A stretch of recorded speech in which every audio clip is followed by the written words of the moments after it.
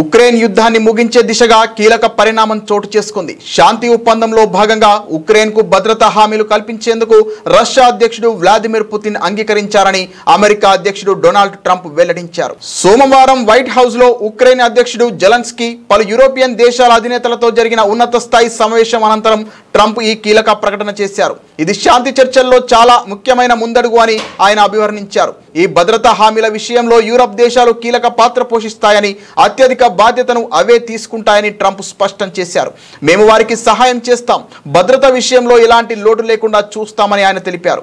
ఈ సమావేశంలో కుదిరిన ఒప్పందం భవిష్యత్తులో ఉక్రెయిన్పై ఎలాంటి దాడులు జరగకుండా నిరోధిస్తుందన్న ఆశాభావాన్ని ఆయన వ్యక్తం చేశారు. శాంతి ఒప్పందంలో భాగంగా ప్రస్తుత సరిహద్దు రేఖను పరిగణలోకి తీసుకొని భూభాగాల మార్పిడిపై కూడా చర్చించనున్నట్లు ట్రంప్ సూచనప్రాయంగా తెలిపారు. ట్రంప్తో చర్చలు చాలా బాగా జరిగాయని ఉక్రెయిన్ అధ్యక్షుడు జెలెన్స్కీ ఆశాభావం వ్యక్తం చేశారు. తమ దేశానికి బలమైన సైన్యం, ఆయుధాలు, శిక్షణ వంటి సమగ్రమైన భద్రత అవసరమని, దీనికి అమెరికా వంటి పెద్ద దేశాల మద్దతు ఎంతో కీలకమని ఆయన అన్నారు.